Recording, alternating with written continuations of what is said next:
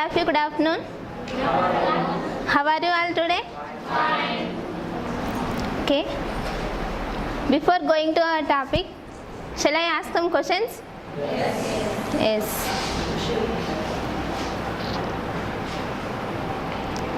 When did we achieve independence? Yes, 1947. After independence, who ruled our India? Yes, national leaders and politicians. Okay. Did they follow any rules and regulations? Yes, they follow rules and regulations. Then, where did they take that rules and regulation to rule our country? Yes, our Indian Constitution. First of all, I want to tell you a few words. Today children are tomorrow's citizens and today's youngsters are tomorrow's elders. Okay?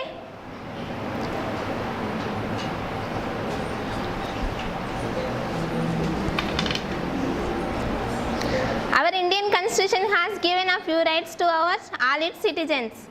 Similarly, children also have few rights. Do you know about child rights? Yes? Let's have a discussion on child rights.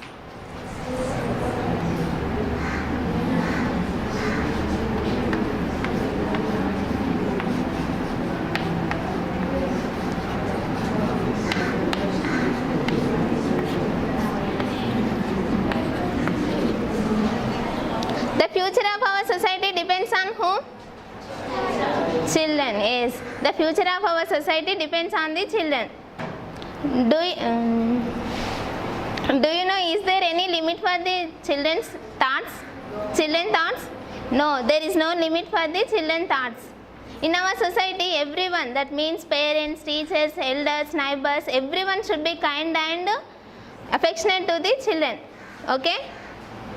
Next, everyone should be think about their development. In our country, almost all children are provided with the rights to education and right to lead better life standards and right to participation in the games with freedom and the right to express their opinions freely. Okay? The children who are happy and healthy, they will grow up as a good citizen and they strive for the development of India. Okay? Do you know how many types are child rights? Yes, 4 types. What are they? There are 4 types of child rights.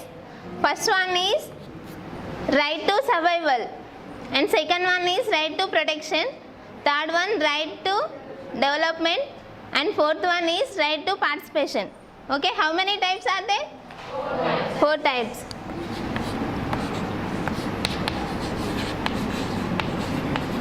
What are they? First one is right to survival.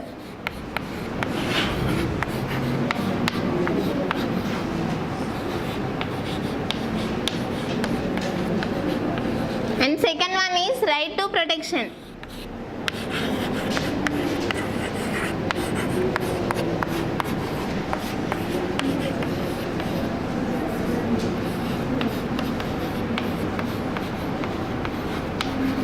And third one is right to participation.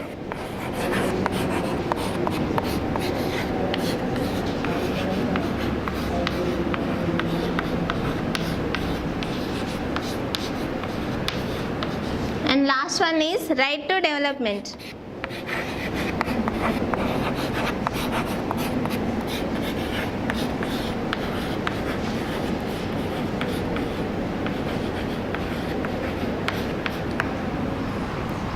How many types are there?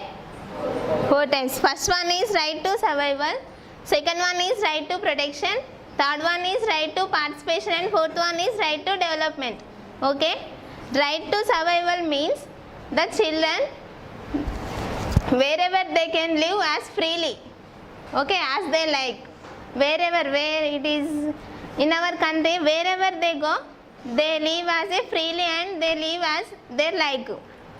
Right to protection means they should have right to protect from the any violence and they should be protected from the any wars and any physical or mentally disabled persons. Okay. Next, right to participation means the children should have participation in the games with freedom and participation in the cultural activities. Next, right to development means the children should have right to adopt any nationality and they should improve or development their study activities. Okay. Next, while we are dealing with the children in different places, we follow some rules. Is it okay? While we are dealing with the children in school, we should create their healthy government for their growth. We should not scold them and we should not pressure them to get first rank and get good marks. Okay. While we are dealing with them in house, no one should not consider them as a workers and the source of earning money.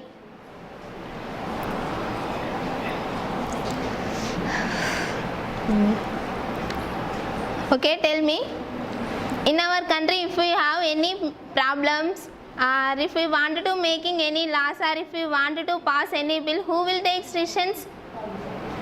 Yes, government, that means parliament. Okay. Like us, children also have one parliament. Do you know about child parliament? Yes, let us know child parliament.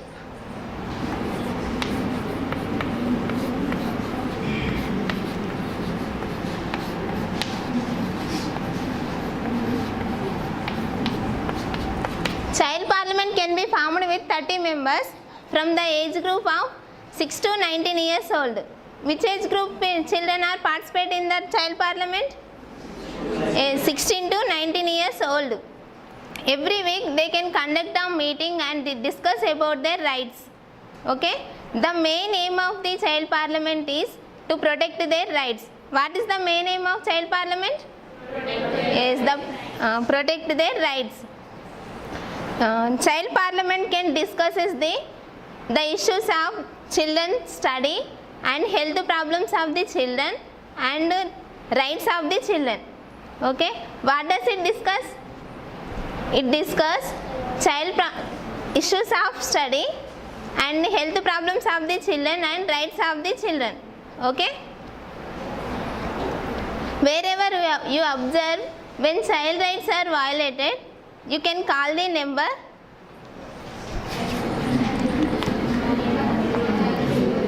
Anybody know this number? 1800 4253 525. Okay. Wherever you observe when the child rights are violated, you can dial this number 1800 4253 525. This is a toll-free number. This service is situated at Rajiv Vidya Mission in Hyderabad. Okay. Does anybody want to help the children? Please raise your hands. Then you call the number 1098. Okay. You can call this number 1098. This is also toll-free number. When you call this number, the information passed through the officials to the child line. This is the child line number.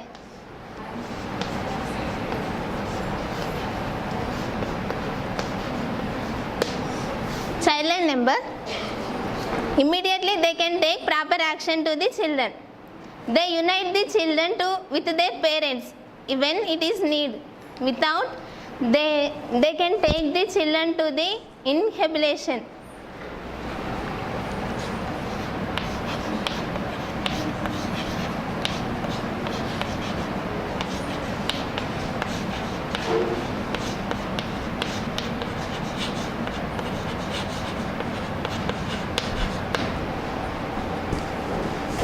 The officials of childline members are unite the children with their parents when it is needed.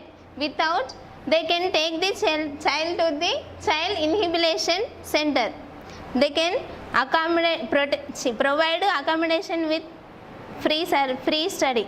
Okay friends, I want to suggest you, let us all work together to protect their rights with confidence of achieving success. Okay, thank you.